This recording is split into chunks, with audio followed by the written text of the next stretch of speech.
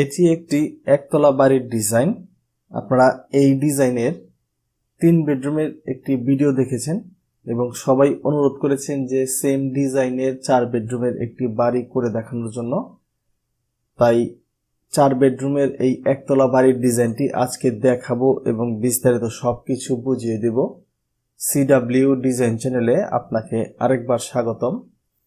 এখন আপনারা বাড়িটির বাইরের ডিজাইনটি দেখতেছেন।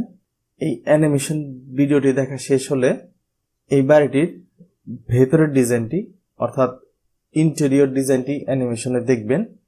ভেতরের ডিজাইনটি খুবই সুন্দর করে করা হয়েছে, তাই অবশ্যই দেখবেন। ভেতরের ডিজাইনটি মিস করবেন না, অনেক চমৎকার করেই করা হয়েছে। এই বাড়িটি নির্মাণ করতে কত টাকা খরচ হবে সেই সম্পর্কে এই ভিডিওতে একটি ক্লিয়ার ধারণা বা সঠিক তথ্য দিয়ে দিব যে আসলে কত টাকা লাগবে এই বাড়িটি নির্মাণ করতে বা তৈরি করতে, কি পরিমাণ জমি লাগবে, কত শতাংশ বা কত কাঠা, রুমগুলোর মাপ কত ফিট বাই কত ফিট রয়েছে, বিস্তারিত সবকিছু বুঝিয়ে দিব। তাই অবশ্যই পুরো ভিডিওটি না টেনে শুরু থেকে শেষ পর্যন্ত দেখবেন। ডিজাইনটি বা ভিডিওটি যদি ভালো লাগে অবশ্যই একটি লাইক দিবেন, শেয়ার করে আরেকজনকে দেখার সুযোগ করে দিবেন। তার বেশি কথা বাড়াচ্ছি না, আপনারা ভিডিওটি না টেনে দেখতে থাকেন। অ্যানিমেশন ভিডিওটি দেখা শেষ হলে পর্যায়ক্রমে আপনাদেরকে সবকিছু বুঝিয়ে দিব, সবকিছু পাবেন। তাহলে আপনারা না টেনে দেখতে থাকেন।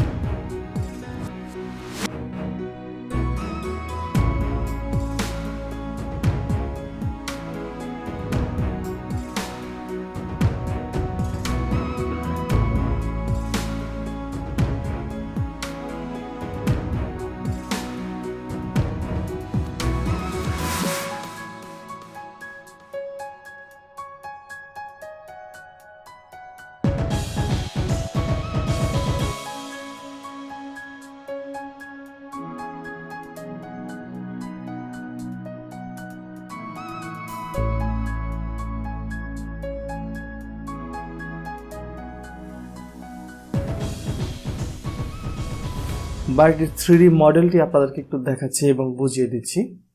এই পার্টটি হচ্ছে বাড়িটির সামনের ডিজাইন। এখানে দুটি বারান্দা রয়েছে দুটি বেডরুমের সাথে। আর এই জায়গায় একটি গেট দেখতে পাচ্ছেন, এটি হচ্ছে মেইন গেট। এই গেট দিয়েই হচ্ছে বাড়ির ভিতরে প্রবেশ করতে হবে। আর এখানে একটি সুন্দর পোর্চ এবং টেরাস রয়েছে। এটি হচ্ছে টেরাসটি, এখানে বসতে পারবেন, সময় পার করতে পারবেন। আর এখানে বাড়ির কালারের ডিজাইনটি আমরা করে দেখিয়ে দিয়েছি, আপনি আপনার মতো চেঞ্জ করে নিতে পারবেন। ছাদটি সরিয়ে ভেতরের ডিজাইনটি একটু দেখাচ্ছি। এটি হচ্ছে বাড়িটির ভেতরের ডিজাইন। বেডরুম রয়েছে 4টি, 2টি টয়লেট, কিচেন এবং ডাইনিং রুম রয়েছে এবং বড় একটি কমন স্পেসও রয়েছে। আপনারা 3D অ্যানিমেশনে দেখে নিয়েছেন, তারপর একটু বুঝিয়ে দিচ্ছি। এখানে মেইন ডোর দিয়ে প্রবেশ করলেই এই জায়গাটাতে পেয়ে যাবেন হচ্ছে সিঁড়ি রুম। এই সিঁড়ি রুমটি বেশ বড়। এই সিঁড়ি রুমের নিচে আপনারা একটি বাইক রাখতে পারবেন। এই সিঁড়ি রুম দিয়ে সামনে আসলেই প্রথমেই পেয়ে যাবেন হচ্ছে এখানে একটি ডাইনিং স্পেস বা ডাইনিং রুম। এই জায়গাটাতে কমন স্পেস রয়েছে, আপনি চাইলে এদিকে ডাইনিং টেবিল রাখতে পারেন, তবে সেটা না রাখাই ভালো হবে। যদি এদিকে ডাইনিং টেবিল রাখেন তাহলে এই পাশে এই জায়গাটাকে ড্রয়িং রুম হিসেবে ব্যবহার করতে পারবেন।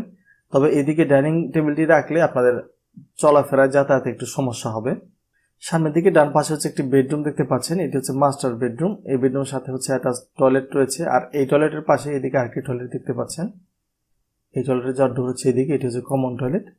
আর এই বেডরুমের সাথে একটি বারান্দা রয়েছে। সামনে বা পাশে আরেকটি বেডরুম রয়েছে, এটি হচ্ছে 2 নম্বর বেডরুম। এই বেডরুমের সাথে হচ্ছে একটি বারান্দা রয়েছে। আর এই বেডরুমের সাথে এদিকে হচ্ছে একটি কিচেন দেখতে পাচ্ছেন। কিচেনের যাওয়ার ডোর হচ্ছে এইদিকে। কিচেনটি মোটামুটি বেশ বড়ই। পেছন দিকে হচ্ছে 2টি বেডরুম রয়েছে। ডান পাশে হচ্ছে একটি বেডরুম। এই বেডরুমের যাওয়ার ডোর হচ্ছে এইদিকে। আর বা পাশে হচ্ছে আরেকটি বেডরুম। এই বেডরুমের যাওয়ার ডোর হচ্ছে এইদিকে। তো এই ছিল হচ্ছে পুরো বাড়িটির ভেতরের ডিজাইন। সামনে 2টি বেডরুম রয়েছে এবং পিছনে 2টি বেডরুম, মাঝে হচ্ছে ডাইনিং রুম। পুরো বাড়ির মাঝে হচ্ছে কিচেন এবং টয়লেট। এখানে হচ্ছে বাড়িটির ড্রয়িং প্ল্যানটি রয়েছে। এই বাড়িটি নির্মাণ করতে জমি লম্বায় লাগবে হচ্ছে প্রায় 41 ফিট 6 ইঞ্চি আর চওড়ায় লাগবে হচ্ছে 33 ফিট। পুরো জমি লাগতেছে হচ্ছে প্রায় 1370 স্কোয়ার ফিটের মতো।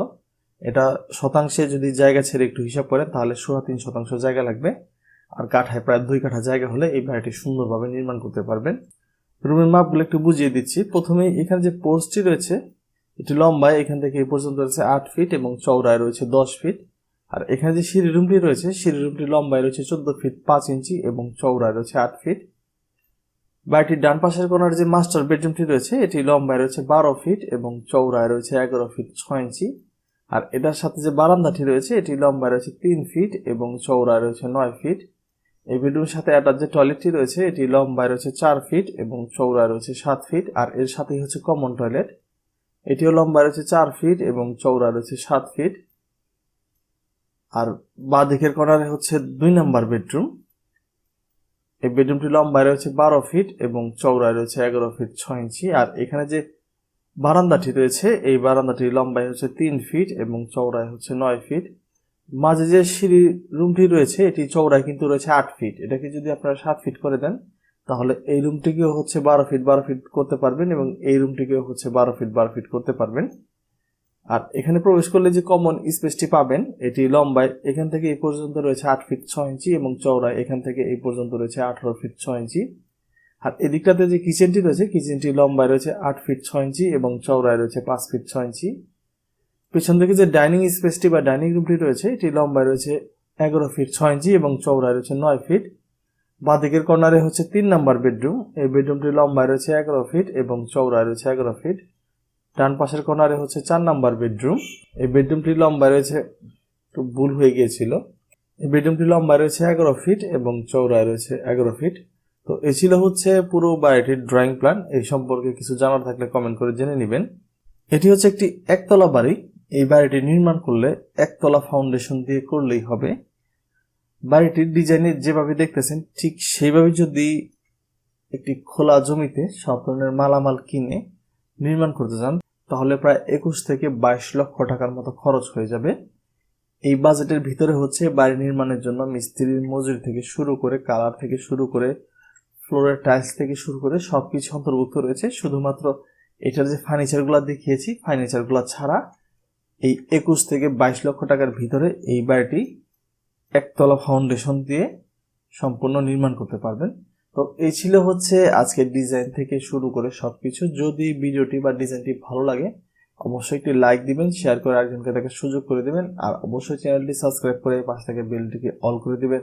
যারা পুরো ভিডিওটি দেখলেন সবাইকে অসংখ্য ধন্যবাদ জানাচ্ছি। সবাই ভালো থাকবেন। আল্লাহ হাফেজ।